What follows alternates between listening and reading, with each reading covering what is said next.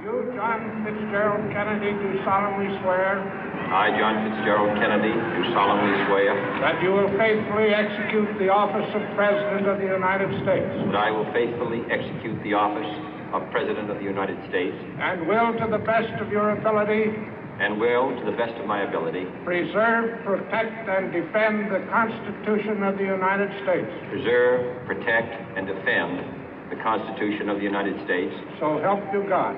So help me God.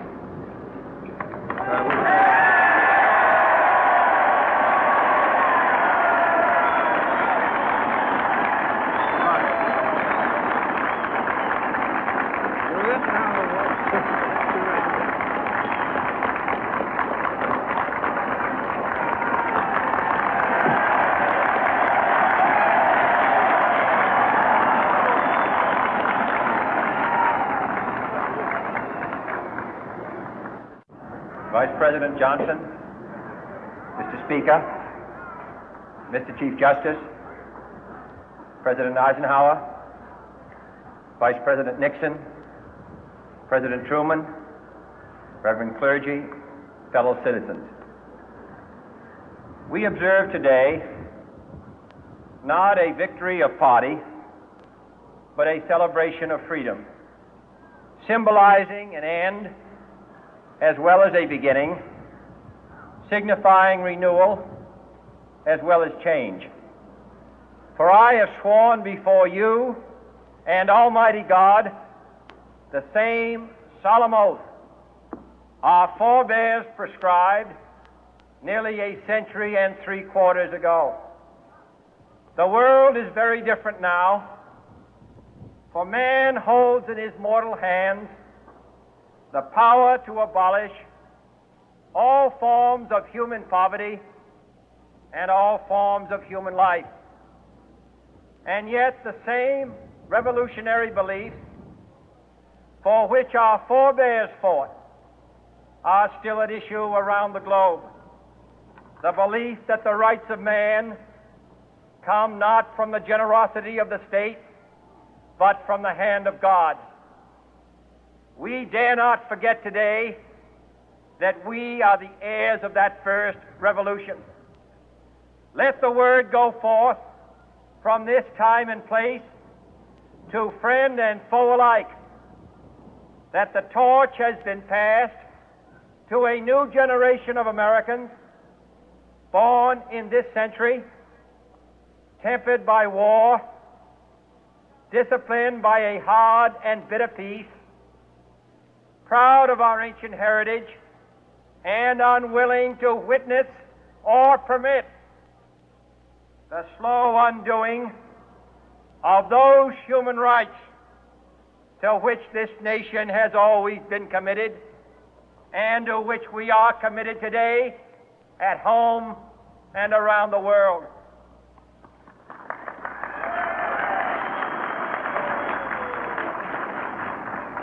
Let every nation know, whether it wishes us well or ill, that we shall pay any price, bear any burden, meet any hardship, support any friend, oppose any foe to assure the survival and the success of liberty.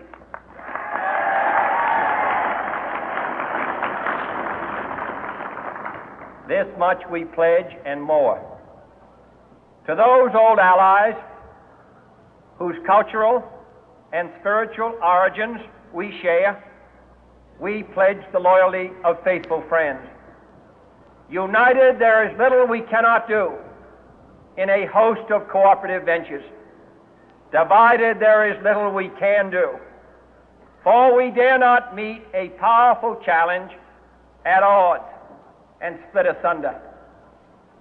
To those new states whom we welcome to the ranks of the free, we pledge our word that one form of colonial control shall not have passed away, merely to be replaced by a far more iron tyranny. We shall not always expect to find them supporting our view, but we shall always hope to find them strongly supporting their own freedom, and to remember that in the past, those who foolishly sought power by riding the back of the tiger ended up inside.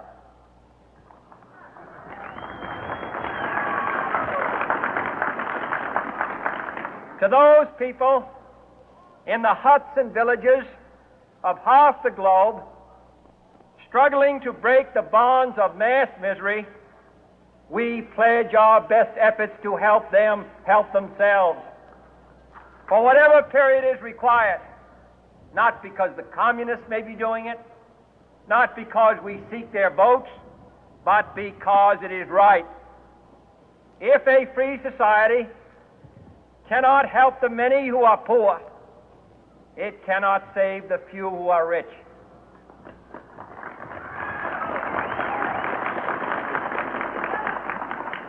To our sister republics south of our border, we offer a special pledge to convert our good words into good deeds, in a new alliance for progress, to assist free men and free governments in casting off the chains of poverty. But this peaceful revolution of hope cannot become the prey of hostile powers. Let all our neighbors know that we shall join with them to oppose aggression or subversion anywhere in the Americas. And let every other power know that this hemisphere intends to remain the master of its own house.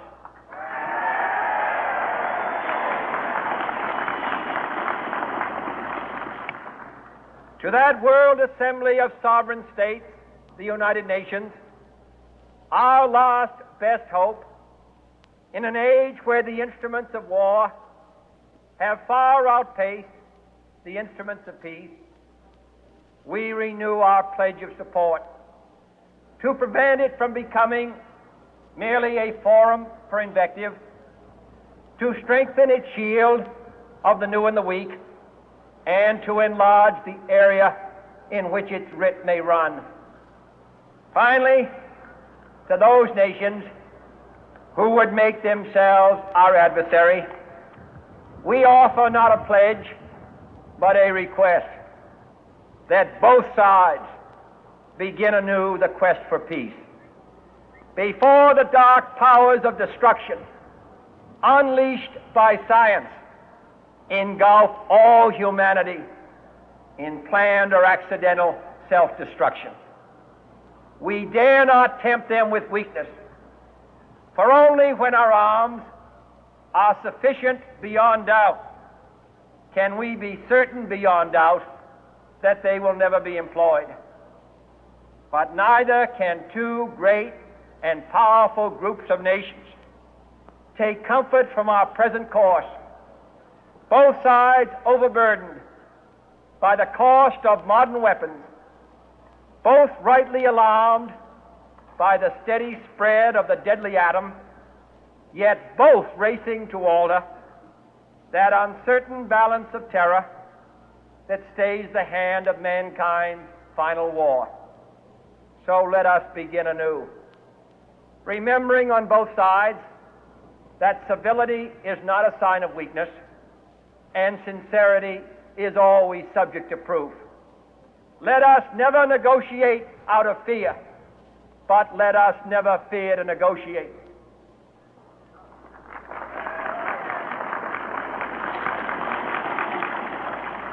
Let both sides explore what problems unite us, instead of belaboring those problems which divide us. Let both sides, for the first time, formulate serious and precise proposals for the inspection and control of arms, and bring the absolute power to destroy other nations under the absolute control of all nations.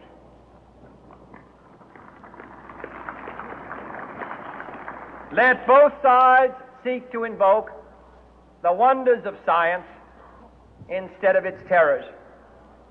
Together, let us explore the stars, conquer the deserts, eradicate disease, tap the ocean depth, and encourage the arts and commerce.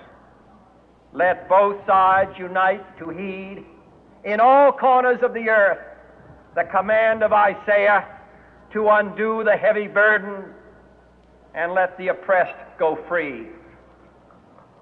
And if a beachhead of cooperation may push back the jungle of suspicion, let both sides join in creating a new endeavor, not a new balance of power, but a new world of law, where the strong are just and the weak secure and the peace preserved.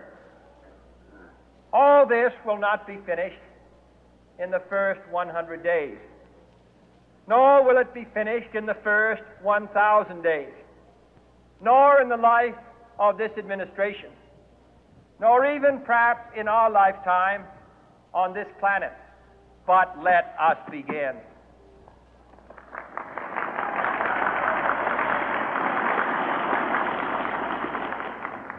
In your hands, my fellow citizens, more than mine, will rest the final success or failure of our course. Since this country was founded, each generation of Americans has been summoned to give testimony to its national loyalty. The graves of young Americans who answered the call to service surround the globe. Now the trumpet summons us again, not as a call to bear arms, though arms we need, not as a call to battle, though in battle we are, but a call to bear the burden of a long twilight struggle, year in and year out, rejoicing in hope, patient in tribulation, a struggle against the common enemies of man, tyranny, poverty, disease, and war itself. Can we forge against these enemies a grand and global alliance, north and south, east and west, that can assure a more fruitful life for all mankind? Will you join in that historic effort?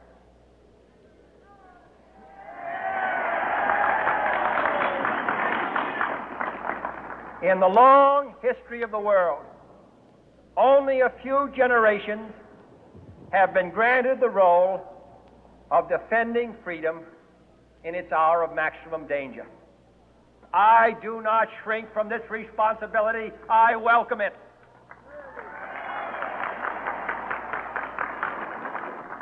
I do not believe that any of us would exchange places with any other people or any other generation. The energy, the faith, the devotion which we bring to this endeavor will light our country and all who serve it. And the glow from that fire can truly light the world. And so, my fellow Americans, ask not what your country can do for you, ask what you can do for your country.